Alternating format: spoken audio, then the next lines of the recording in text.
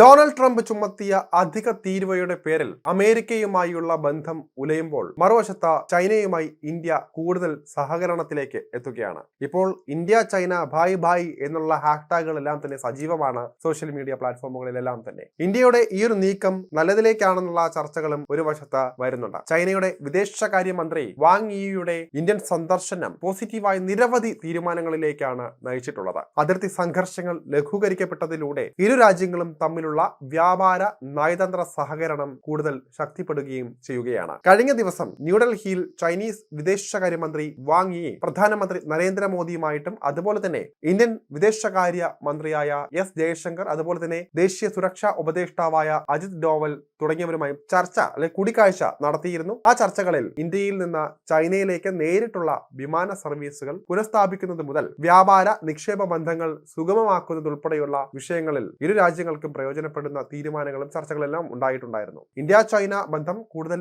ഊഷ്മളമാകുന്നതിനുള്ള തീരുമാനങ്ങളാണ് ചർച്ചയിൽ കൂടുതലും ഉണ്ടായത്. അതിർത്തി പ്രശ്നങ്ങൾ ചർച്ചകളിലൂടെ പരിഹരിക്കാനും വ്യാപാര ബന്ധം പുനഃസ്ഥാപിക്കാനും ഇരു രാജ്യങ്ങളിലെ നേതാക്കൾ തമ്മിലുള്ള കൂടിക്കാഴ്ചയിൽ തീരുമാനമായിട്ടുണ്ട്. ഈ മാസം അവസാനം പ്രധാനമന്ത്രി നരേന്ദ്രമോദി ചൈനയും സന്ദർശിക്കുന്നുണ്ട്. ടിയാൻജിനിൽ നടക്കുന്ന ഷാങ്ഹായ് സഹകരണ സംഘടനാ ഉച്ചകോടിയിൽ പങ്കെടുക്കുന്നതിനായിട്ടാണ് പ്രധാനമന്ത്രി നരേന്ദ്രമോദി ചൈനയിലേക്ക് പോവുക. ഈ യാത്രയ്ക്ക് മുന്നോടിയായിട്ടാണ് ചൈനീസ് പ്രതിനിധിയുടെ സന്ദർശനമുണ്ടായത്. ഉച്ചകോടിയിൽ പങ്കെടുക്കാനുള്ള ചൈനീസ് പ്രസിഡന്റ് ഷി ജിൻപിങ്ങിന്റെ ക്ഷണവും ചൈനീസ് വിദേശകാര്യ മന്ത്രി മോദിക്ക് കൈമാറുകയായിരുന്നു. ക്ഷണത്തിന് ഷി ജിൻപിങ്ങിന് നന്ദി അറിയിച്ച പ്രധാനമന്ത്രി അദ്ദേഹത്തെ കാണാൻ താൻ ആകാംക്ഷയോടെ കാത്തിരിക്കുകയാണെന്നും അറിയിച്ചിട്ടുണ്ട്. അതിർത്തിയിൽ സമാധാനവും ശാന്തിയും നിലനിർത്തേണ്ടതിന്റെ പ്രാധാന്യം പ്രധാനമന്ത്രി ചൂണ്ടിക്കാട്ടുകയും ചെയ്തിട്ടുണ്ട്. ഇരു രാജ്യങ്ങൾക്കും പരസ്പരം സ്വീകാര്യമായ പരിഹാരം കാണാനുള്ള ഇന്ത്യയുടെ പ്രതിബദ്ധതയും അദ്ദേഹം അറിയിച്ചിട്ടുണ്ട്. പ്രധാനമന്ത്രിയുടെ ചൈനീസ് സന്ദർശനത്തോടെ ഇരു രാജ്യങ്ങളും തമ്മിലുള്ള സഹകരണം കൂടുതൽ ശക്തമാകുമെന്നാണ് പ്രതീക്ഷിക്കുന്നത്.